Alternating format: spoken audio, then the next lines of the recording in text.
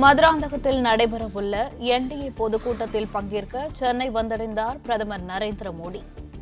கேரளாவில் இருந்து விமானம் மூலம் சென்னை விமான நிலையம் வந்தடைந்தார் பிரதமர் நரேந்திர மோடி. இதுகுறித்த கூடுதல் விவரங்களை எமது செய்தியாளர் ராஜகுமரன் வழங்க கேட்கலாம். வணக்கம் ராஜகுமரன், விவரங்கள் என்ன? தேசிய ஜனநாயக கூட்டணியை பொறுத்தவரை ஏறக்குறைய எத்தனை இடங்களில் போட்டியிடுவது என்பது உள்ளிட்டவற்றை எல்லாம் உறுதி செய்திருக்கின்றார்கள். ஒரு சில கட்சிகளுக்கு எந்தெந்த தொகுதிகளில் போட்டியிடப் போகின்றார்கள் என்கின்ற அந்த விருப்ப பட்டியலையும் பெற்றுவிட்டார்கள்.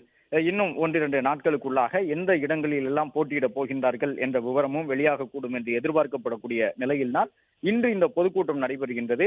தமிழ்நாடு முழுவதும் இருக்கக்கூடிய பல்வேறு கட்சிகளை இணைத்து வட தமிழகம், தென் தமிழகம், மேற்கு தமிழகம் என்று ஒவ்வொரு பகுதியிலும் வட்டார அளவில் செல்வாக்கு இருக்கக்கூடிய அரசியல் கட்சிகளும் இந்த கூட்டணியில் இணைக்கப்பட்டிருக்கின்றன.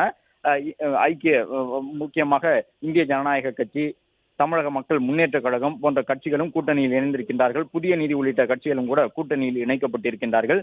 கடந்த காலங்களில் இருந்ததை போன்று தேசிய ஜனநாயக கூட்டணி மீண்டும் ஒரு முறை பெரும்பாலான கட்சிகளை உள்வாங்கி தமிழ்நாடு முழுவதும் வாக்கு வங்கி இருக்கக்கூடிய கட்சிகளை கொண்ட கூட்டணியாக தற்பொழுது இருக்கின்றது. கேரளத்தில் இருந்து திருவனந்தபுரத்தில் இன்று காலை நடைபெற்ற அரசு சார் நிகழ்ச்சிகளில் பங்கேற்று முடித்த பிறகு அரசியல் பொதுக்கூட்டத்தில் பங்கு பெறுவதற்காக பிரதமர் நரேந்திர மோடி தற்போது சென்னை வந்தடைந்திருக்கின்றார். சென்னையிலிருந்து மதுராந்தகத்திற்கு ஹெலிகாப்டர் மூலமாக செல்லக்கூடிய பிரதமர் பொதுக்கூட்ட திடல் அருகே அமைக்கப்பட்டிருக்கக்கூடிய ஹெலிபாட் தளத்தை சென்றடைந்த பிறகு அங்கே அதிமுக பொதுச் செயலாளர் எடப்பாடி பழனிசாமி அவருக்கு வரவேற்பு வழங்கி இருக்கின்றார். இதற்காக எடப்பாடி பழனிசாமி தன்னுடைய தேர்தல் பரப்புரை வாகனத்திலே சென்னையிலிருந்து மதுராந்தகம் புறப்பட்டிருக்கின்றார். பிரதமர் நரேந்திர மோடி ஹெலிகாப்டர் மூலமாக சென்னை விமான நிலையத்திலிருந்து தற்பொழுது மதுராந்தகம் புறப்பட்டிருக்கின்றார். இந்த கூட்டணியை பொறுத்தவரை ஏற்கனவே அதிமுக தலைமையில் இந்த கூட்டணி இருப்பதாக பாஜகவினுடைய தேசிய தலைவர்கள் தெரிவித்திருந்தார்கள். அது மட்டுமல்லாமல் தேர்தல் பொறுப்பாளராக தமிழகத்திற்கு வந்திருக்கக்கூடிய பாஜகவின் மத்திய அமைச்சர் பியூஷ் கோயலும் தெரிவித்திருந்தார், அதிமுக தலைமையிலே இந்த கூட்டணியை அமைத்திருக்கின்றோம் என்று. சென்னை விமான நிலையத்திலிருந்து பிரதமர் நரேந்திர மோடி புறப்பட்டிருக்கின்றார். இன்னும் சற்று நேரத்திலே அவர் மதுராந்தகம் சென்றடைய இருக்கின்றார். பிரதமர் மதுராந்தகம் சென்றடைந்த பிறகு மதுராந்தகத்திலே பொதுக்கூட்ட திடல் இருக்கக்கூடிய பகுதிக்கு செல்ல இருக்கின்றார். கார் மூலமாக செல்வார். இந்த பொதுக்கூட்டத்தில் பங்கு பெறுவதற்காக கிட்டத்தட்ட 1 லட்சத்திற்கும் மேற்பட்ட இருக்கைகள் போடப்பட்டிருக்கின்றன. இது மட்டுமல்லாமல் வரக்கூடிய தொண்டர்கள் ஆங்காங்கு நின்றபடி பொதுக்கூட்டத்தை பார்வையிடுவதற்கான ஏற்பாடுகளும் செய்யப்பட்டிருக்கின்றன. வெயிலின் தாக்கம் இருந்தால் தொண்டர்கள் வெயிலில் மாட்டிக்கொள்ளக் கூடாது என்பதற்காக நிழற்கூடம் ஒன்று அந்த பகுதியிலே அந்த பொதுக்கூட்ட திடல் முழுவதுமாக கூடாரங்கள் அமைக்கப்பட்டிருக்கின்றன. தண்ணீர் உள்ளிட்ட வசதிகளும் செய்து கொடுக்கப்பட்டிருக்கின்றன.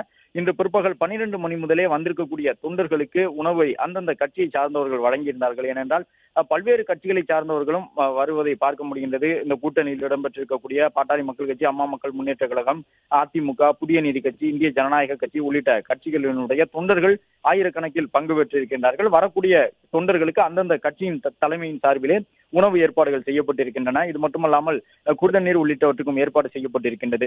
வழக்கம் போன்று பிரதமருக்கென இருக்கக்கூடிய அந்த நடைமுறைகளை பின்பற்றக்கூடிய வகையிலே 3 ஹெலிகாப்டர்கள் புறப்பட்டு செல்லக்கூடிய அந்த காட்சிகளை காண முடிகின்றது. தேசிய ஜனநாயக கூட்டணி சார்பில் நடைபெறக்கூடிய இந்த பொதுக்கூட்டத்தில் பங்கு பெறக்கூடிய பிரதமர் நரேந்திர மோடி சென்னை விமான நிலையத்திலிருந்து ஹெலிகாப்டர் மூலமாக தற்பொழுது மதுராந்தகம் புறப்பட்டிருக்கக்கூடிய காட்சிகளை காண்கின்றோம்.